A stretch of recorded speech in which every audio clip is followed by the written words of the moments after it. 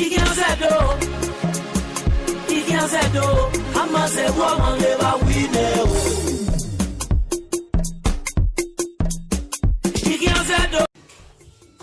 vient de nous hommes. Wa bébé ne kai. Maintenant, au wa, au tiwa, au siwa, au sazeme, au yedikin. Wa ya wa wasi le binu wa ya support me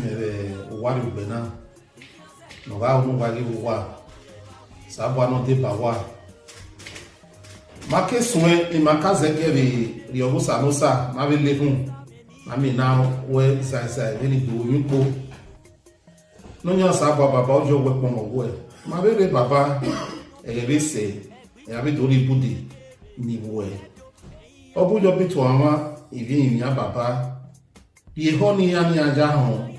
Iya ga hon, iya bi kwa lo e. Obi ga mu na ni ya kode ya. Ni Jesu Kristi no nyama. Ise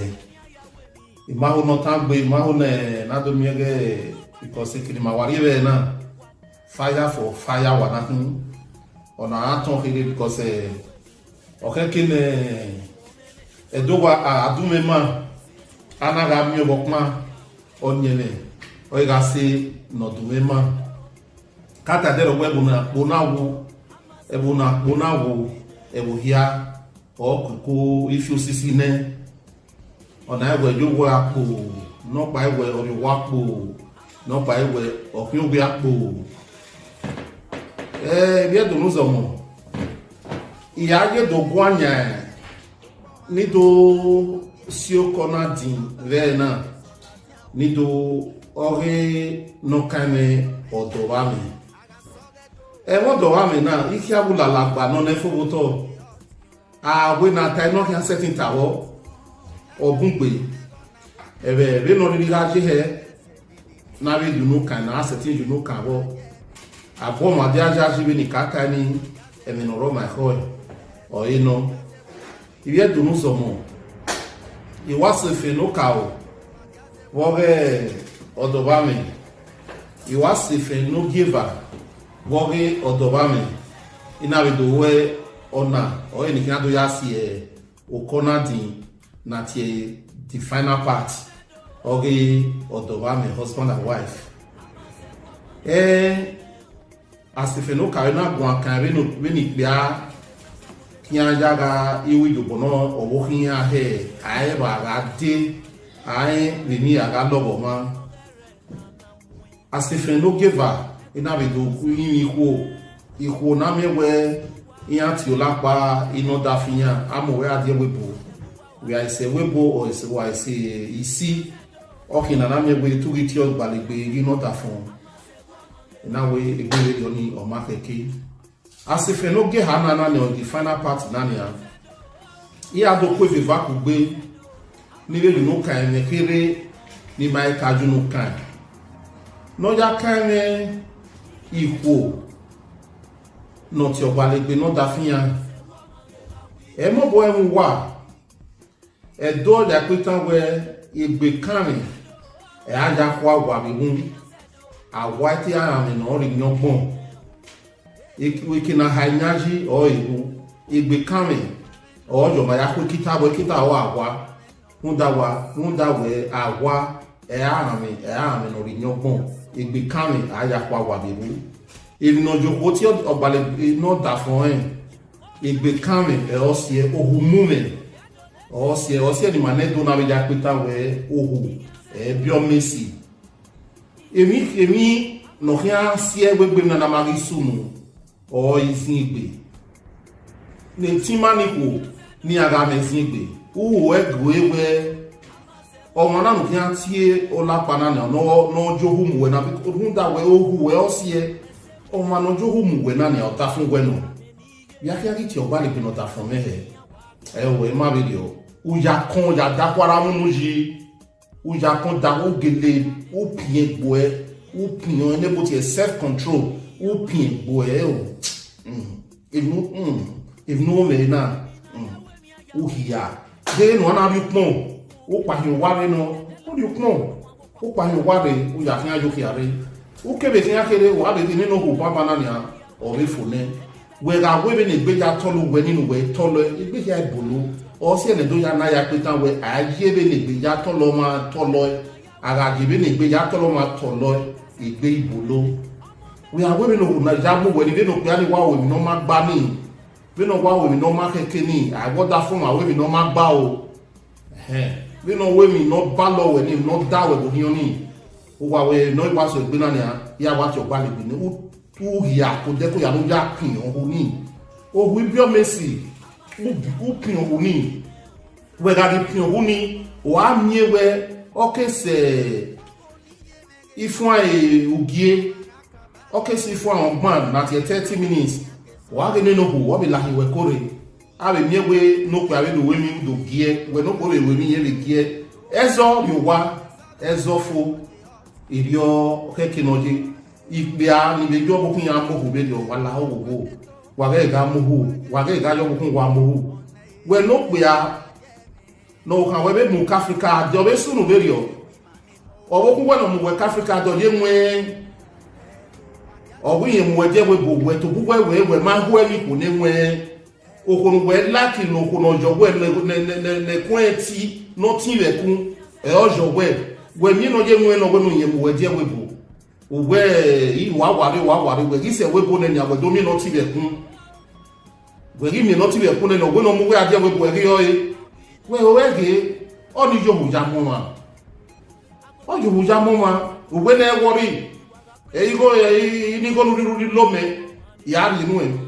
igo ru lo me ya ri nu e igo ru lo me wa ri ya ri nu ni e tu wa ri e le Africa o ga sin gbe nu we kun igo ni Africa na mi we o mama mo we aje we bo de to ari mu we gbe Libya nu we gbe Libya no ya ade e lo poni do su se ne o le gbo logo ja ya ko de ya sigo koko yan tabu we gbo ni la ya sigo ni koko wa we e mi no were no ja mu we no ja do mu we adie e we bo ori mu we se we bo ne no we kun e mati e kun e me ma mo bola ki ko no nwe re yana o mu we do je nwe e to se we bo e to mu we no ke do si ori mu we se ma ne ni we o mati de kun we ma yi ma no wa me fi go e te me wa bo bola me ma mo bola ki ko ne nwe o ma la ki ko ne nwe no da we be o pa ne de kan na o mu kwe no lu ge ja mo wa de ori ka ma we ni awe ya e de ati gbata we na e wori ya ri no ni ni awo we ya ka o ta ma we ya ka ma ini go lo no se ili go lo no ya ri go ni ne we de du we ya ri go ni ne we de pe Africa o na ya mu ya de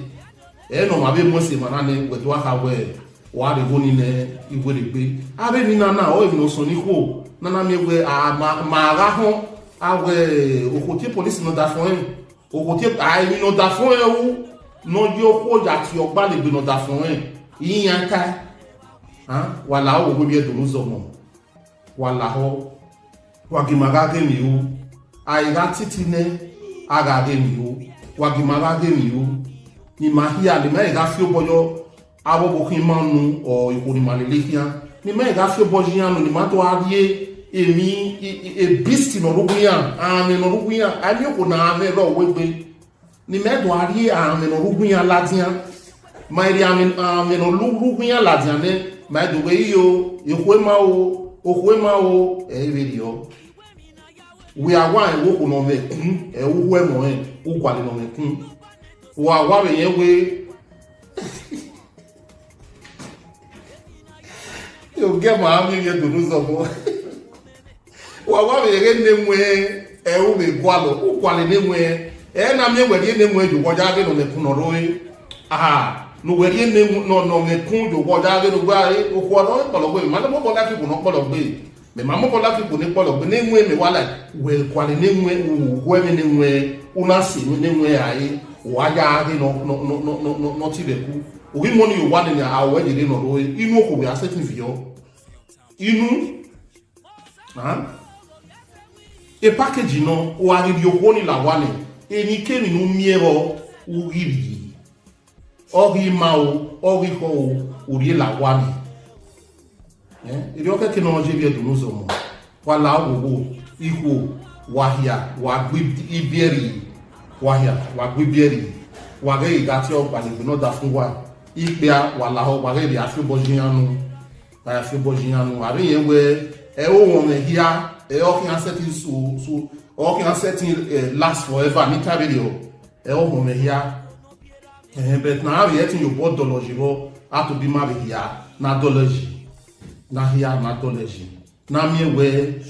edo igama oselu igama ipe aga gogo iku iga gogo iv bie yuro gama ai ga zi okugbe ai ga we ikugbe o ga ni onu in love o rin asetin ajabo obokin maga bi we no emi no oga wa abemi ku ima mai setin jabo oda fi maga we ni abemi ku ima ai setin jabo o ma no si ko ma o ojo we jari lo ma I setting jo we lo ma no luria oda fun wo si ke we o se na mi we yan ti jo humu obokan we si ke wo se na ti jo humu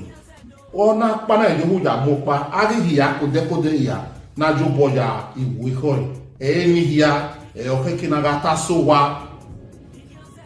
hun da we ga ya ta mi ra ne we di oda fun meje o e di oda fun meje o ya ta mi jo ne di oda fun meje o di oda fun meje o e oda fun we ga fi we rie we na ga hunu ya dia na ya orido alogo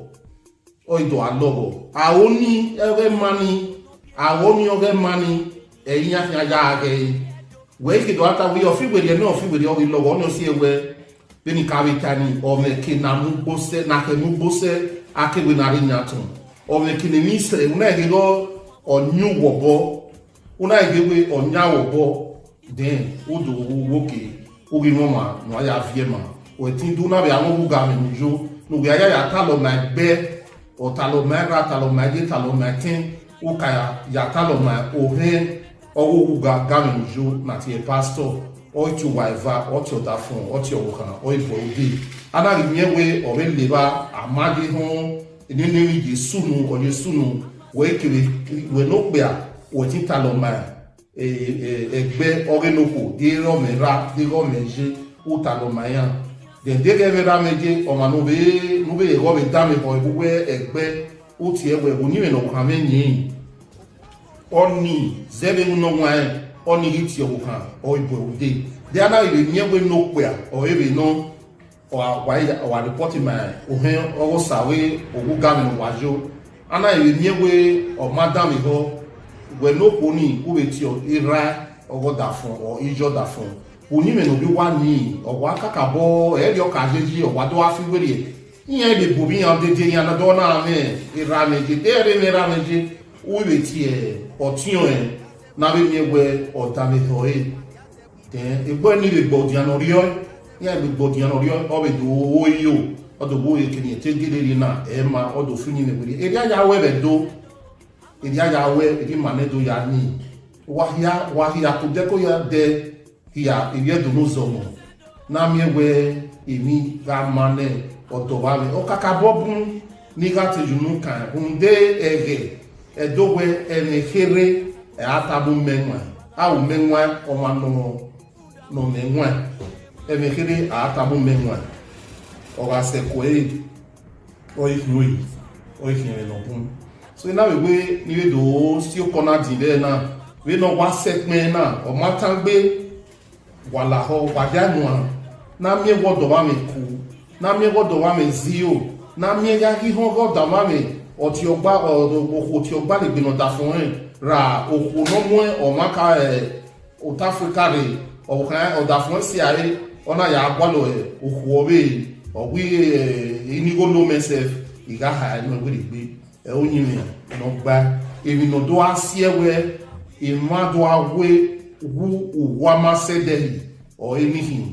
unde egbe balome keke ohu na marere gunwaji ohu na marere gunwaji to ki aka ma me wi efin ogbe odo sun ya lelu pobo kian odo sun ya lele ope pastor na mi we iyan gwa pastor no be meeting na agbele bo wa osun do anwe ha ya kila o di Africa o ma osun agima wa gbe wa o egbe mi leri oni o ma keke ana rere o edogwe opmo wa owa anawo ana rere riobolele be no keke ami egbe emi ro pe obu papa yin ro Emi dani sunu wo we mani le do. Emi ya ge ko le ronde go sie arere yo bo le bona gadi. Ni be si o kona di be na e de do no so mo. I sure we e manaka na mo ge odowame ijuto. Wala o ye do no so mo. Wagaya nwa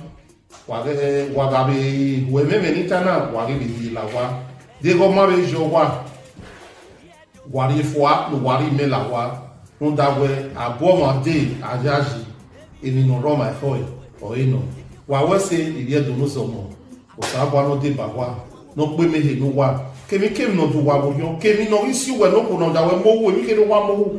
wa mo no sa gwa do bi na ni hi wo ko re no ri no ri ni jo we ko wa go da fun we onye me ga so wa go da fun we onye me aso we no pe a we no be we no ma gba no sa gwa bi etinu we no ya anu ni mesi na me we makwe abo wasef or the can we ga miss what daddy when you dey come house now daddy go dey come house now e love we ga hin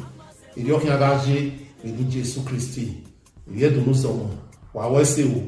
obedo atope ise Opo ni ye mege no bien opo maraka bare no bien uwe do no ba ye yan ke so la tian o